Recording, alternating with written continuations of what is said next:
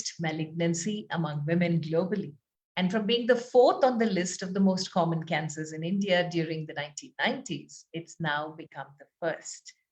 This was an abstract from the World Journal of Clinical Oncology. It's International Women's Day around the corner, and the focus this week in this episode on Cancer Can Be Beaten series is the health of women. And we start this week with breast cancer awareness, bringing all the highlights of it, what exactly is breast cancer, how we can take care. We have with us Professor Shashanka Bose, one of the highest decorated surgeons in the country, having received 3 national awards: Dr. B.C. Roy National Award as Eminent Medical Teacher, MCI's National Award for Outstanding Work in Medical Research, and the National Award from the Ministry of Science and Technology for the outstanding work in the sphere of communication.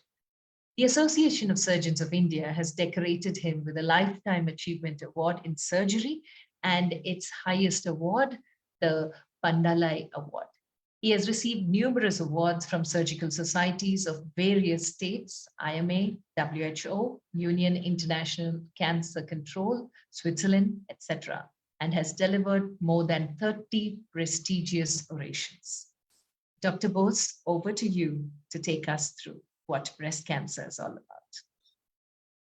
Thank you very much, Rashmi.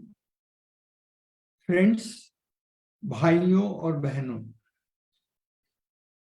Cancer awareness की श्रृंखला में मैं आज अपना तीसरा lecture आप लोगों के सामने पेश कर रहा हूं। एक ऐसे सब्जेक्ट पे, ब्रेस्ट कैंसर, जो कि बहुत ही ज्यादा कॉमन है। Breast is a sign of grace. हर स्त्री का ये आभूषण है, और ब्रेस्ट कैंसर के कारण साइकोलॉजिकली पेशेंट बहुत अपसेट होते हैं, क्योंकि उनको पता है कि उनकी फिगर खराब हो जाएगी। लेकिन इसमें डरने की कोई बात नहीं, कोई फिगर नहीं खराब होती। और इन्हीं सब चीजों पे मैं आज आपको बताऊंगा। जैसा कि अभी आपने सुना कि ब्रेस्ट कैंसर एक बहुत मुश्किल का हेल्थ प्रॉब्लम है इंडिया में। इसका इंसिडेंस बढ़ता जा रहा है और इसके सोशल रेमिफिकेशन है। इसमें बहुत सारी कंट्रोवर्सीज है, लेकिन अच्छी बात यह है कि ब्रेस्ट कैंसर को एकदम क्योर कर सकते हैं। जैसा कि अभी आपने सुना, न केवल ये पूरी दुनिया में बहुत कॉमन कैंसर है, लेकिन हिंदुस्तान में भी ये लेडीज में सबसे ज्यादा होने वाला कैंसर है। 16 से 20% केसेस कैंसर के जो लेडीज में होते हैं, उनमें से 16 से 20% में ये ब्रेस्ट कैंसर होता है। ब्रेस्ट कैंसर आपको सुन के ताज्जुब होगा, ये मेल्स में, पुरुषों में भी हो सकता है। और पुरुषों में क्योंकि ब्रेस्ट का साइज बहुत छोटा होता है, ये जल्दी ही अंदर मसल्स को इन्वॉल्व कर लेते हैं, इसलिए इनकी प्रोग्नोसिस बहुत कम है। अगर हम 100 मरीज लें ब्रेस्ट कैंसर के, तो उसमें से 1 मरीज आदमी होता है और बाकी 99 लेडीज होती हैं। हमारे देश में ब्रेस्ट कैंसर यंगर एज में होता है। हिंदुस्तान में इसकी एवरेज एज 50 मानी जाती है, जबकि अमेरिका वगैरह में ये 70 इयर्स पे इसकी एवरेज एज है। लेकिन दुख की बात यह है कि जो ज्यादातर केसेस हैं इंडिया में, वो बहुत ही एडवांस स्टेजेस में, स्टेज 3 और 4 में। इसलिए हालांकि इंसिडेंस हमारे यहाँ कम है, लेकिन प्रोग्नोसिस ज्यादा है, इसकी मॉर्टेलिटी हमारे यहाँ पर। हम ब्रेस्ट कैंसर को कैसे पहचान सकते हैं या कैसे शक कर सकते हैं कि ब्रेस्ट कैंसर क्या है? मैंने अपने पहले लेक्चर में बताया था कि कैंसर एज ए होल उसके क्या डेंजर सिग्नल, वार्निंग सिग्नल्स है। अभी मैं आपको खाली ब्रेस्ट कैंसर, सबसे पहला और इम्पोर्टेंट है स्वेलिंग इन द ब्रेस्ट। अगर ब्रेस्ट में कहीं पर कितनी भी बड़ी स्वेलिंग हो, और क्योंकि अगर ये स्वेलिंग आरंभ हो रही है तो पहले तो ये बहुत छोटी होगी, केवल एक मटर के दाने की जैसी, लेकिन ये धीरे धीरे बढ़ के पूरे ब्रेस्ट को इन्वॉल्व कर सकती है। आपको तो पता ही है, बच्चा जब पैदा होता है तब छोटा सा होता है, 1-1.5 साल का, लेकिन धीरे धीरे बढ़ के वो 200 किलो का भी हो सकता है। उसी प्रकार ब्रेस्ट कैंसर छोटा सा होता है और बढ़ के बहुत ही खराब हो सकता है। दूसरा लक्षण है कि अगर निपल में से ब्लीडिंग हो लाल रंग की, या घाव हो, या जो निपल है वो रिट्रैक्ट करे, यानी ये अंदर की तरफ चला गया हो, या ब्रेस्ट के ऊपर की जो स्किन है वो थिक हो जाए, मोटी हो जाए, और उसमें जैसे संतरे के छिलके के ऊपर ये पिट्स होते हैं वैसा बन जाए अगर स्किन, इसको हम लोग कहते हैं प्यूडी ऑरेंज। अगर शक है तो फिर उसकी डायग्नोसिस कंफर्म करते हैं FNAC, fine needle aspiration cytology. इसमें एक पतले से नीडल उस रसौली या ट्यूमर में डालते हैं, थोड़ा सा पानी निकालते हैं, उसकी अंडर माइक्रोस्कोप जांच करते हैं और फिर देखते हैं कि वो कैंसर की स्वेलिंग है या बिनाइन है। अब एक मोटी नीडल डालते हैं, ट्रू कट बायोप्सी, क्योंकि इससे डायग्नोसिस ज्यादा अच्छा बनता है और भी कई हमको पता लग जाता है कि किस टाइप का कैंसर है आदि। इसलिए अच्छे सेंटर्स में अब ट्रू कट बायोप्सी करते हैं। लेकिन अगर एफएनएसी और ट्रू कट बायोप्सी से कंफर्म डायग्नोसिस नहीं होती है तो हम उस ट्यूमर को निकाल देते हैं पूरा का पूरा और फिर उसकी जांच करते हैं। एक और है स्टीरियोटैक्टिक बायोप्सी, यानी यहाँ पे अगर ये ट्यूमर देख रहे हैं तो ये निडल डाल के इस मेमोटोम के द्वारा ये पूरा का पूरा निकाल लेते हैं टुकड़े, और इन टुकड़ों की जांच करके बायोप्सी कंफर्म करते हैं कि ये ब्रेस्ट कैंसर है क्या है। एक बार डायग्नोसिस हो जाए उसके बाद पेशेंट को एसेस करना होता है कि बीमारी लोकली कहाँ तक फैली हुई है। मैंने आपको मेरे पहले लेक्चर्स में बताया था कि कैंसर के सेल्स मेन ट्यूमर से अलग होकर शरीर के किसी भी हिस्से में जाके लॉन्च कर सकते हैं, जैसे ब्रेन में, लंग्स में, लिवर में, बोन्स में, स्किन में, कहीं पर भी। इसलिए एक मरीज को जब हम देखते हैं तो न केवल हम देखते हैं कि वो लोकली कितना फैला हुआ है, लेकिन ये देखते हैं कि कहीं उसको दूर दराज में भी मेटास्टेसिस तो नहीं है। उस मरीज का न्यूट्रिशनल स्टेटस देखते हैं कि वो पेशेंट ऑपरेशन के लिए, कीमोथेरेपी के लिए, रेडियोथेरेपी, इम्यूनोथेरेपी की काबिल है कि नहीं। अगर वो काबिल नहीं है तो उसके लोकल कंडीशन को पहले ठीक करते हैं, और कहीं मरीज को दूसरी बीमारियां तो नहीं है, जैसे डायबिटीज हो गया, लंग प्रॉब्लम हो गया, हार्ट प्रॉब्लम हो गया, ब्लड प्रेशर है। अगर इनमें से कोई भी बीमारी है पहले उसको इलाज करके ठीक कर लेते हैं, और ये इलाज करके 4-5 दिन में या 6 दिन में ही वो ठीक हो जाता है, और फिर मरीज का ब्रेस्ट कैंसर का इलाज करते हैं। बिना उसको किए करना एक खतरनाक चीज हो सकती है।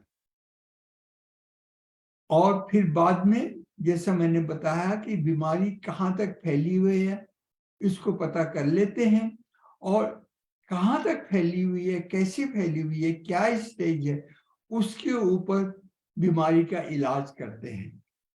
न केवल इलाज हम ऑपरेशन के पहले करते हैं, लेकिन इलाज बाद में भी, ऑपरेशन, रेडियोथेरेपी, कीमोथेरेपी बाद में भी वो फॉलोअप के लिए जैसे जैसे मरीज आता रहता है उसको देखते ही कहीं बीमारी फिर से तो नहीं हो गई है, और उसको इवेल्युएट करते हैं और फिर ट्रीट करते हैं।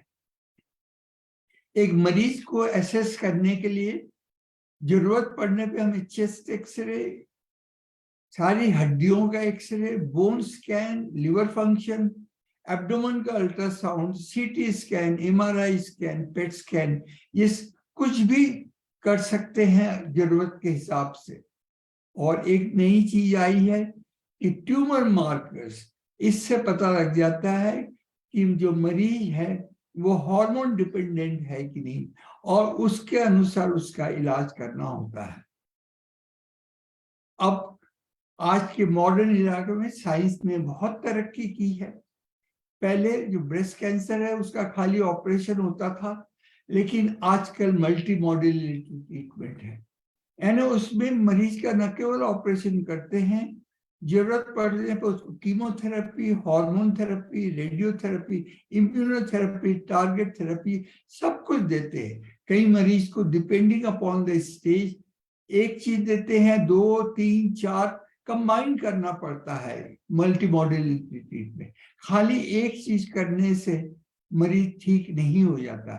इसलिए अगर मरीज को ठीक करना है तो डॉक्टर को देखना पड़ेगा कि उसको साइड मल्टी मॉड्यूलरिटी ट्रीटमेंट देके उसका इलाज करेंगे, तभी वो मरीज ठीक हो सकता है।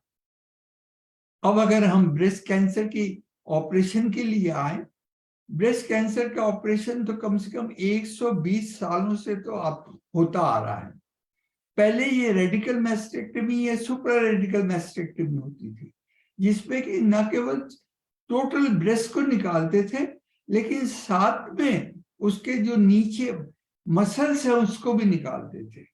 लेकिन अब रिसर्च से पता लगा कि इतने म्यूटिलेटिंग ऑपरेशन की जरूरत नहीं है।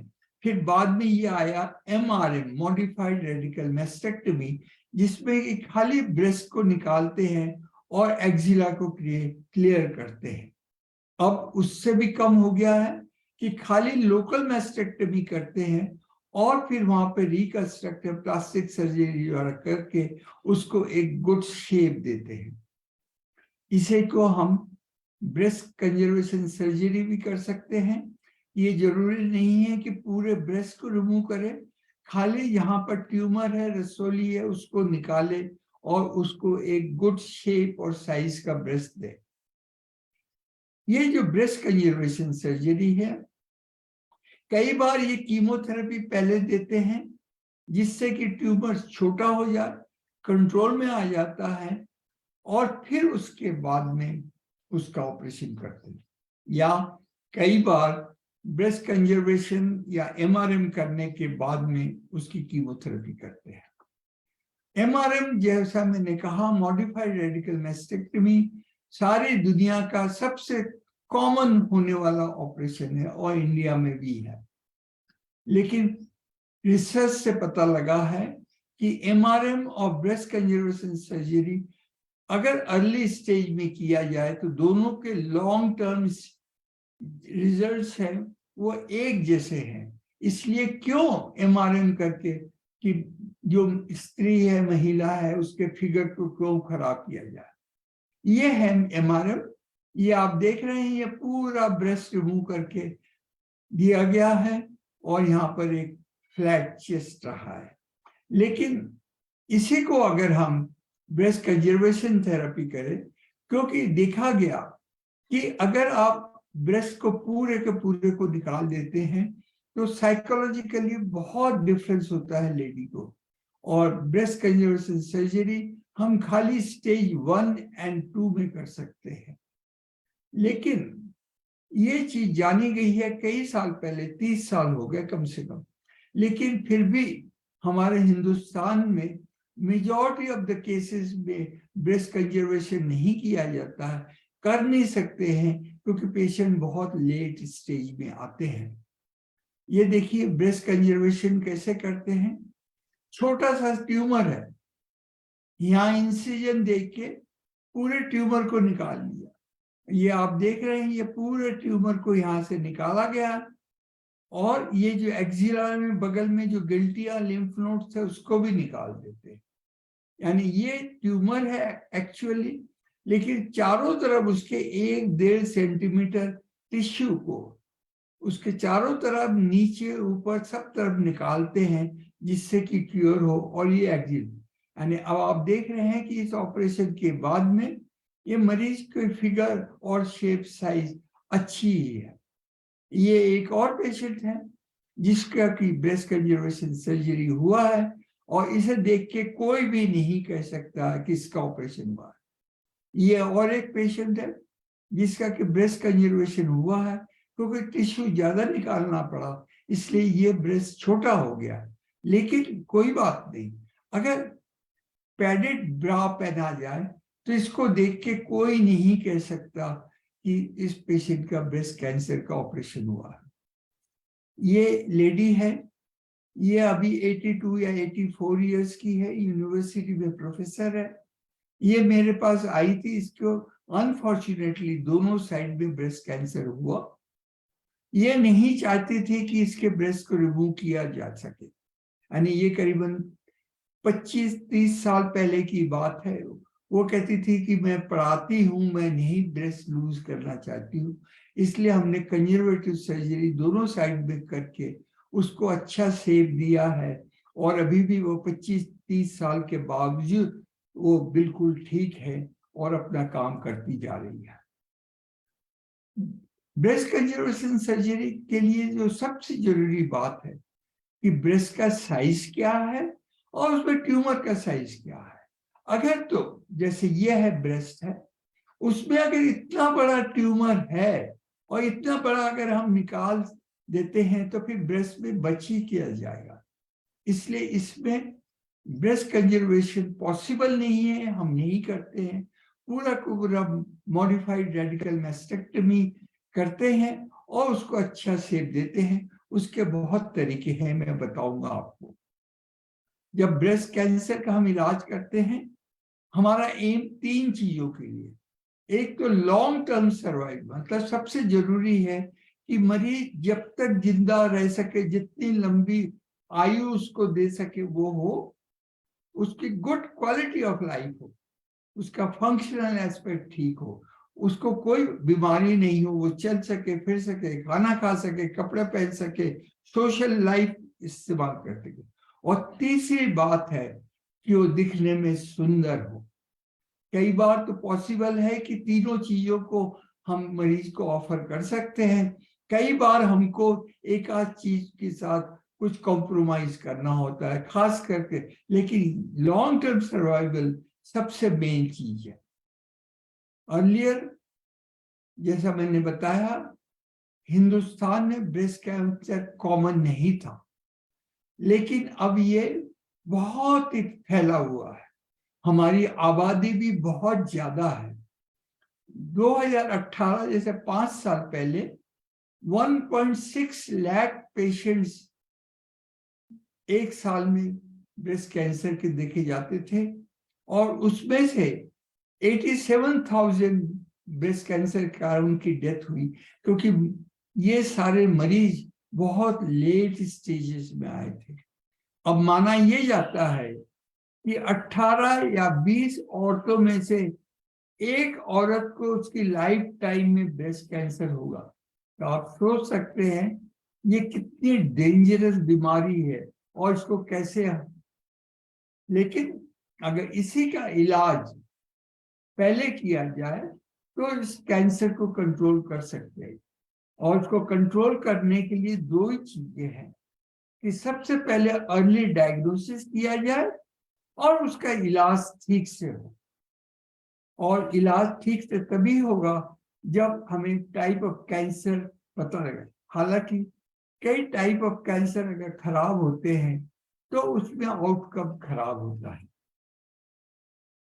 एक नॉर्मल लेडी जिसको कि ब्रेस्ट कैंसर के कुछ नहीं है, उसको स्क्रीनिंग करवाना चाहिए हर साल।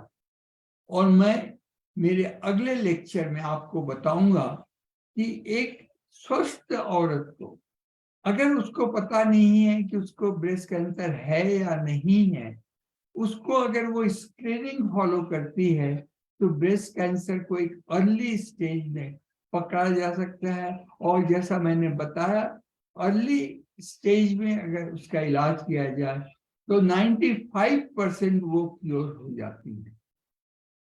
इसकी स्क्रीनिंग के लिए, आप लोगों की हेल्थ एजुकेशन के लिए ये काफी सारी किताबें मैंने लिखी है। ये गवर्नमेंट की पब्लिकेशन किताब है कैंसर पे, कई लैंग्वेजेस में है। ये अमेजोन में मिलती है या आप लोग हमसे भी मंगा सकते हैं। महंगी किताब नहीं है, इसलिए आप लोग पढ़ के ज्ञान प्राप्त करें, इसको दूसरों को भी बताएं। कई आप लोगों में से लेडीज को ख्याल होता है कि अगर ब्रेस्ट कैंसर होता है तो अल्टीमेटली जल्दी ही उसकी मौत हो जाती है। ये बात ठीक नहीं है। इसीलिए मैंने इस किताब को लिखा है। इसमें 16 लेडीज ने अपनी स्टोरीज, कहानियां लिखी है कि उनको ब्रेस्ट कैंसर कैसे हुआ, कैसे इलाज हुआ। और ये 16 की 16 लेडीज 25 से 30 साल तक ब्रेस्ट कैंसर से अभी बची हुई है। उनको ब्रेस्ट कैंसर का कोई रिकरेंस नहीं हुआ और उन्होंने अपनी कहानी लिखी है। ये भी इंग्लिश और हिंदी में है। ये तो खैर डॉक्टर्स के लिए है। ये अभी हमने एक ब्रेस्ट कैंसर पे एक मोनोग्राफ, कॉम्प्रिहेंसिव मैनेजमेंट, ये स्पेशलिस्ट के लिए लिखी गई किताब है। और ये मेरी ऑटोबायोग्राफी किताब है जिसमें भी आप कुछ पढ़ सकते हैं। भाइयों और बहनों, ये मेरा ब्रेस्ट कैंसर का पहला पार्ट था। मैं अगले हफ्ते 11 तारीख को इसी समय 12 से 12:30 बजे इसके ब्रेस्ट कैंसर के पार्ट 2 में, जिसमें कि स्क्रीनिंग के बारे में बताऊंगा। अब मैं रश्मि से कहूंगा कि अगर कोई क्वेश्चंस वगैरह हैं वो मेरे को बताएं। मेरा ये I shall be happy to answer them.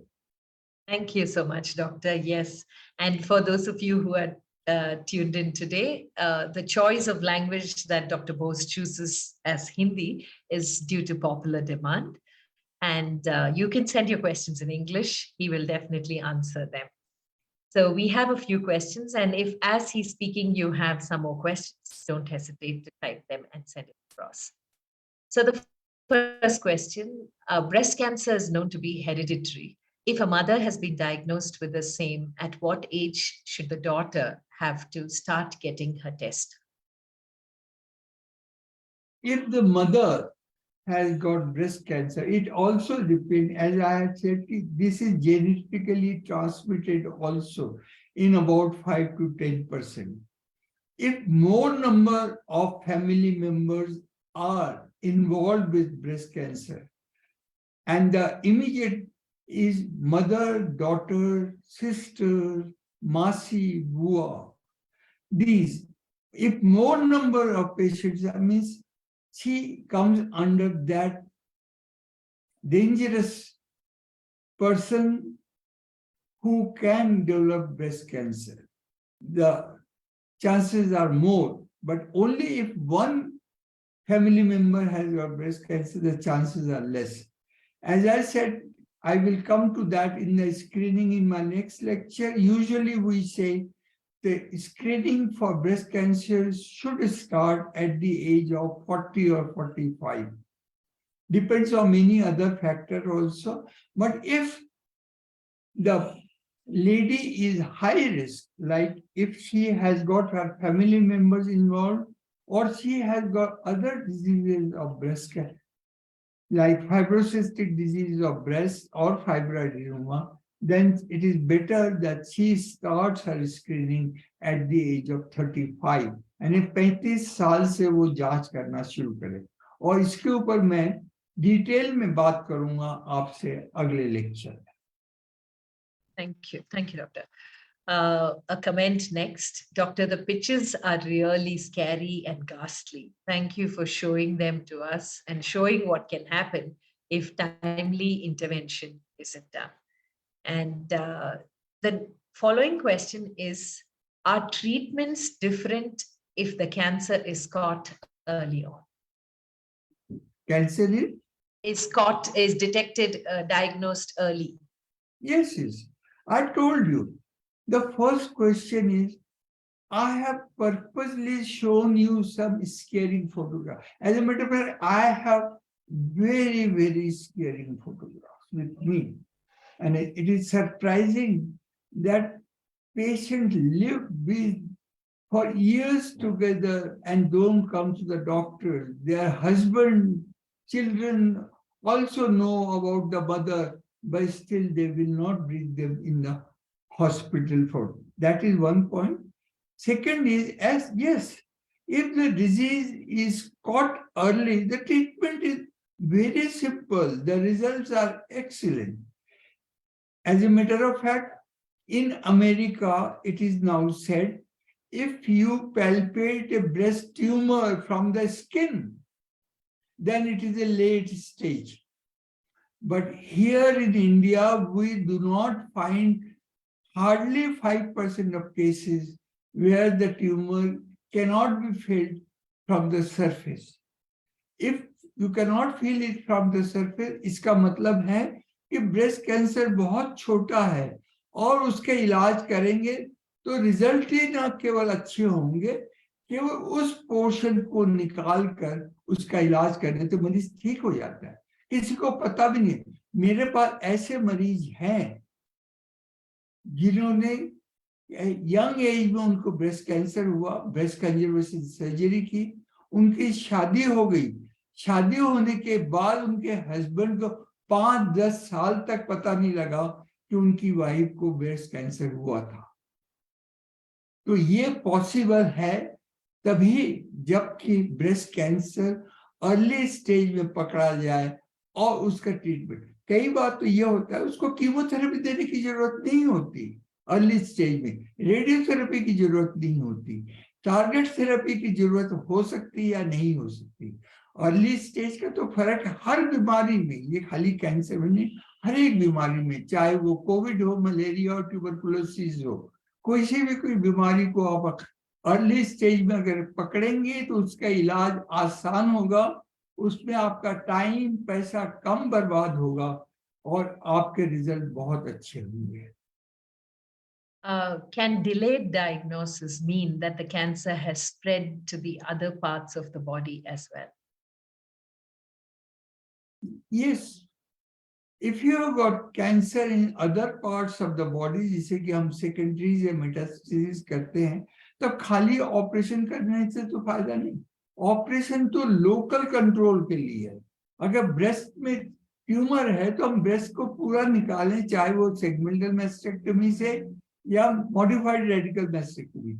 हम तो लोकल, जो बाहर है ट्यूमर लंग्स में, लिवर में, उसको तो हम कुछ नहीं कर रहे। इसीलिए कह रहे हैं कि पेशेंट का इन्वेस्टिगेशन करके उसके पहले उस बीमारी को कंट्रोल करते हैं, उसको हम लोग कहते हैं नियो एडजुवेंट थेरेपी। मतलब उस मरीज को पहले कीमोथेरेपी या रेडियोथेरेपी देते हैं, उसके सेकेंडरीज को कंट्रोल करते हैं और फिर बाद में operation.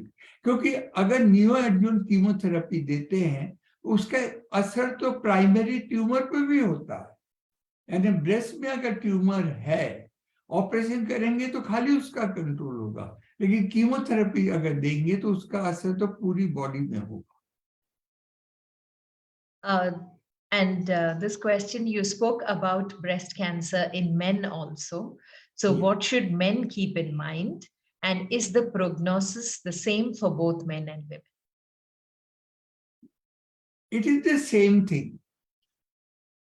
In my first and second lecture मैंने ये बताया था कि शरीर में अगर कहीं पर भी कोई भी एक गिल्टी रसोली ट्यूमर होती है और वो अगर धीरे धीरे बढ़ रही है, चाहे उसमें दर्द हो या ना हो, लेकिन कितने भी छोटी रसोली है, अगर वो बढ़ती जा रही है उसको देखना बहुत जरूरी है।